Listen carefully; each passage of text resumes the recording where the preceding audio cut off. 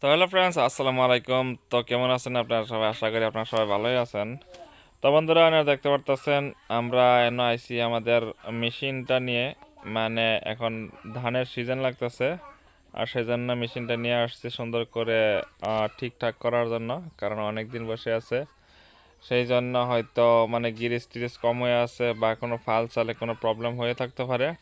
তো সেগুলো আসছে আমরা সব রিপেয়ারিং করে সুন্দর করে আরম্ভ করতে আবার নতুন করে। এখন নতুন সিজন আসতেছে। সো আপনারা যারা যারা আমাদের ভিডিওগুলো দেখেন, অবশ্যই আমাদের চ্যানেলটা সাবস্ক্রাইব করে দিবেন, কারণ আমাদের একদম নতুন চ্যানেল।